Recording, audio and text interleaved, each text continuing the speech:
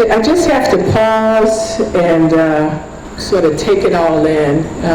It's just, it's just such an honor to be here. I'm so humbled and grateful for all of those who had this vision for this day. Pam, thank you so much. Mayor, for all of the committee and the behind-the-scenes work that went into to make this happen. I'm so very appreciative. Very happy to see all of you and taking time out on a Saturday morning when you could be at the flea market or sleeping in, or to share this time with me. So, and I'm going to try, not to get emotional. It is emotional to come back, to see everybody, to revisit the journey. And I think to myself, like, where did the time go? It's like, where did the time go? But, so I just wanted to say a heartfelt thank you. And if you just bear with me for a few minutes, I do have a few words that I would like to share with you. And I do appreciate everybody remembering the accomplishments. But what we do know is that nothing great is ever accomplished alone.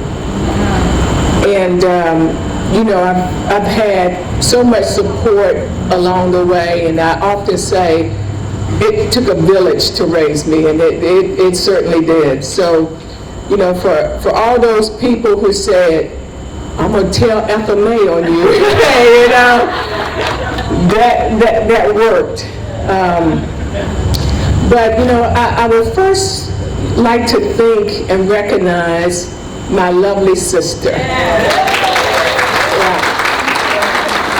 And really, without her, this day probably wouldn't be possible. As Pam mentioned, she reached out to T, we call her T, and I just want to just tell her, and I get emotional, but I just tell her, that I love her, that I'm very appreciative to have her. She has supported me my entire life. Many of you know we lost our parents, when we were young, and we've been together, and she's just been there for me through the ups and the downs, and who would I be without her? I cannot thank her enough. So I just wanted to for sure acknowledge her.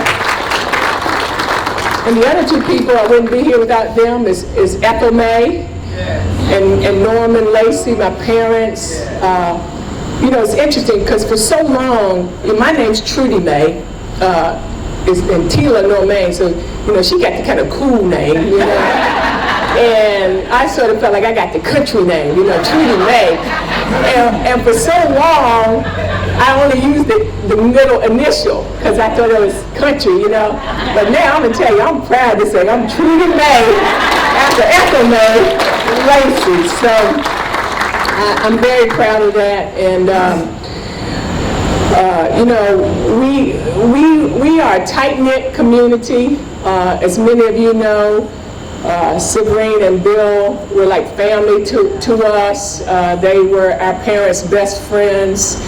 So certainly a shout out to them. And Bruh, who was their son and taught me how to play, and Gilbert and Stanley Gould, the Allen brothers, all those guys, they let me play, and so let me hone my skills and let me get out there with the guys and play. So, to all the guys out there who you let me play on the playground, let me beat you, I do appreciate you too. I think back, so many people, and I hesitate to name names because there's so many people, but I remember Lou, my godmother, on the corner, watching me on the playground, telling me, hey, the street light's about to come on. You better go home because here comes Ethel May, right?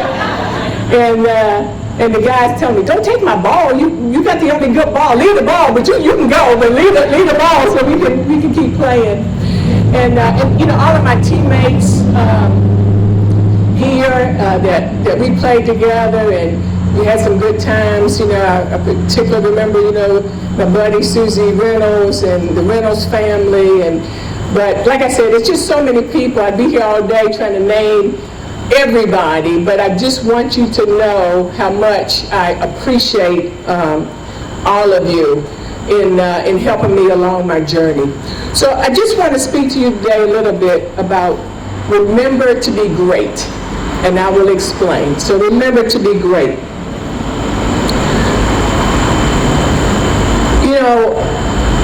I am sure there were people that thought I was a little crazy, right?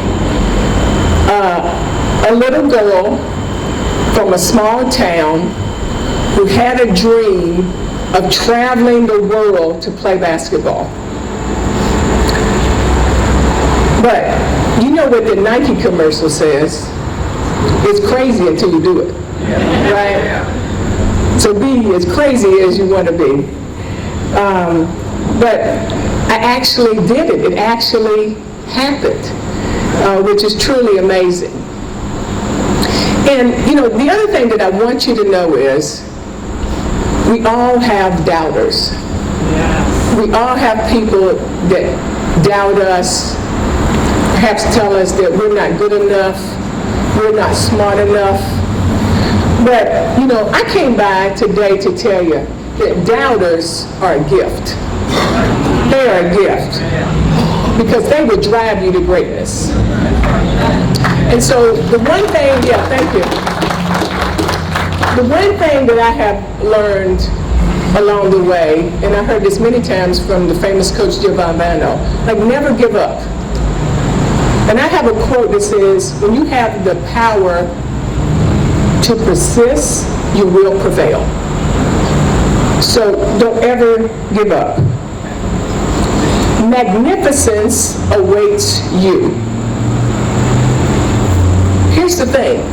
Greatness is not just for the chosen few. It's for everyone. So remember that. Remember to be great. And here's the key. The key is you get to define what greatness is for you.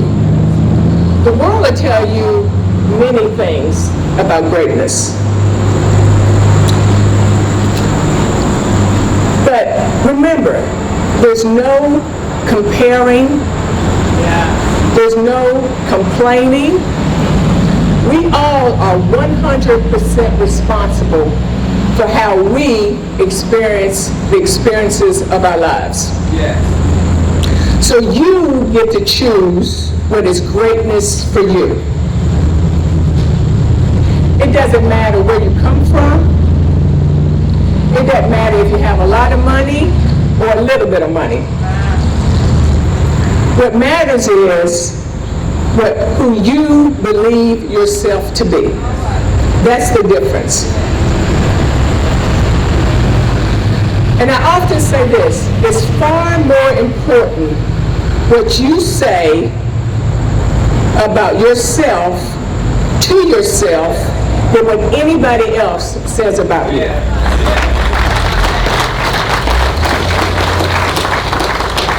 So we have so many people that try to run our lives, right?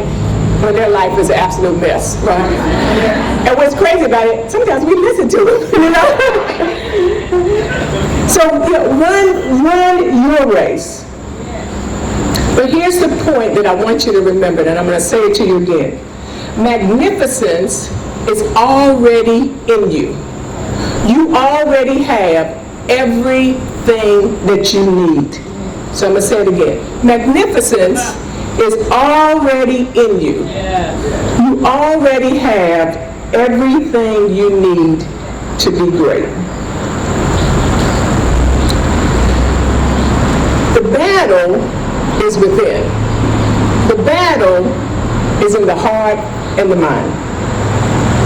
That's the first battle that you have to win, is the mindset.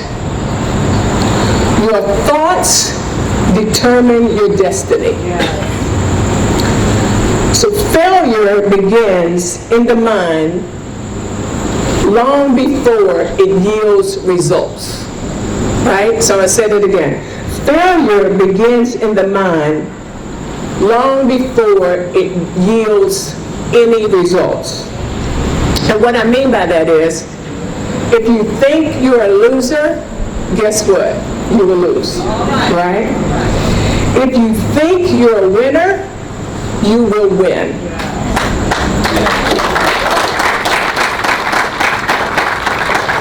But I will tell you, it's not easy. And I know in my own journey, and we appreciate the high times, but there have been low times. There have been a lot of hours that I have worked and a lot of family events that I have missed. And there have been ups and there have been downs and there have been trials and tribulations. But you must continue to work and you must continue to have faith. And faith is the foundation. And I say without hesitation, it is my faith that has sustained me.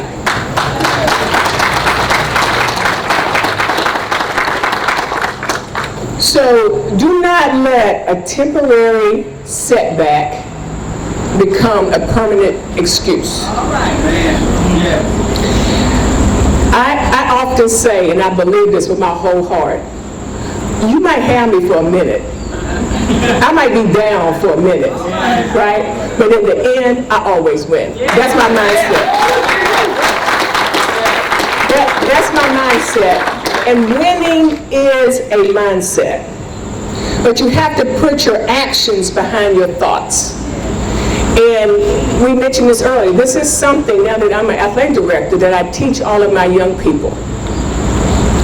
You must be relentless in your pursuit of excellence. Not perfection, excellence. And you might say, what's excellence? Excellence is doing the right thing when the wrong thing keeps happening. That's excellence, right? Excellence is doing the right thing when nobody's looking. Because what you do when nobody's looking is who you really are, right? And the other thing I'll add is God's always looking, right? God's always looking. So here's the truth. The truth is, not everybody's going to like us. Not everybody's going to like us. So what I want you to understand is, we don't need someone else's approval to control our lives and to give us permission to follow our dreams. We don't need permission for that. So I say, like yourself, right? Like yourself. Instead of worrying about how many likes we get on Facebook, right? Or how many followers we have on Instagram, like yourself. Being a replica of someone else is never better than being the original you. Follow your heart. It will lead you in the way that you should go.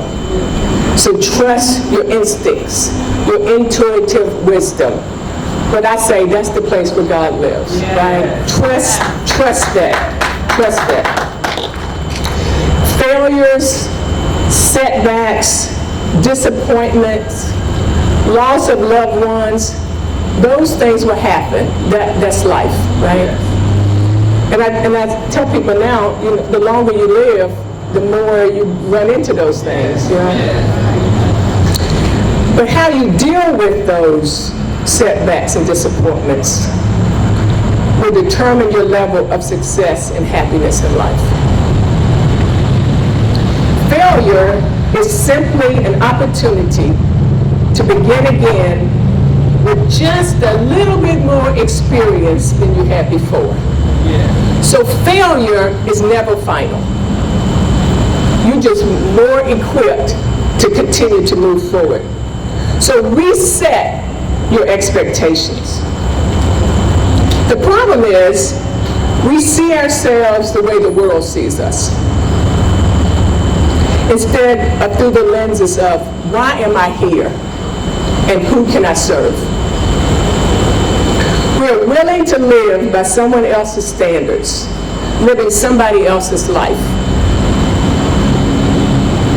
And I will say, with my parents, that is the one thing that they taught me, just to be me. When everybody, maybe there were people that thought I was a little crazy, or, why she out there playing with those boys, and, they were like, hey, just do you. But the truth of the matter is, that kept me out of a lot of trouble, right? And there's a whole lot worse things that I could have been doing, so. But surround yourself with people who believe in you and that you can trust. As I said, struggles are part of life, but they serve to help us appreciate our successes. And it helps us to continue to evolve.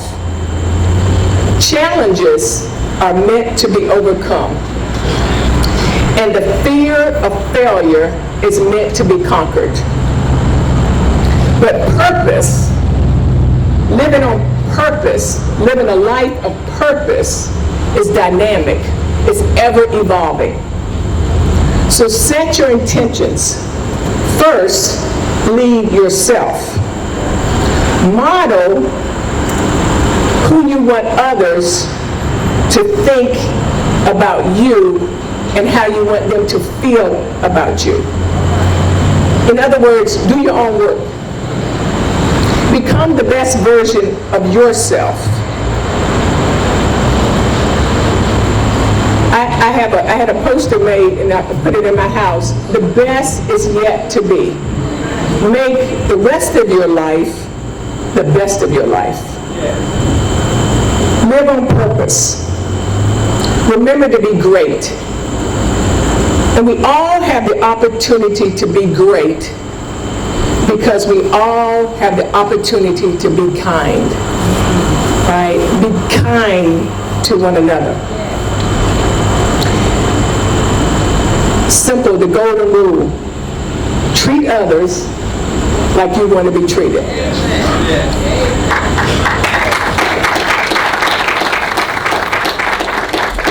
Then you can remain hopeful. And I used to say, being a basketball coach and spending hours and hours watching game tape and coming up with a plan and a strategy, I used to say all the time, hope's not a strategy. You can't hope to win. You got to plan, you got to prepare. Hope's not a strategy. But hope is a strategy when you have a vision for your life. And we all have that gift of being hopeful, being grateful, being kind. So unapologetically offer that gift up to the world. So I will leave you with this. Stand in your truth. Use your voice for good. Tell your unique story and love your journey. And in the words of Oprah Winfrey, you don't become what you want. You become what you believe. Yeah.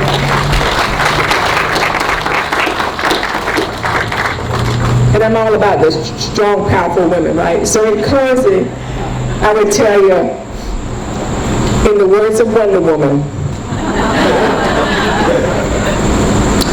you may not get what you deserve, but you will always, always get what you believe. All right. So I leave you with this.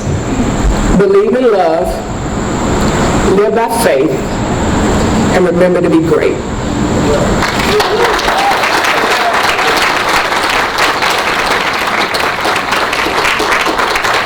Thank you. So, I want to say my heartfelt thanks for all of you coming out and supporting me and all the hard work that went behind preparing for this very special day. I do take you with me wherever I go. Next week I'm traveling to Mali and West Africa to teach basketball and life skills. And so, you know, I know that I am blessed, but I also know that it's through prayers and people wishing me well that has helped me along my journey. So I just ask that you continue to pray for me. I will continue to lift you up, lift up my hometown. I'm very proud to be from Clifton Forge, to have known you guys, and you have been a part of my journey, and may God continue to bless you. Thank you so much. Thank you so much.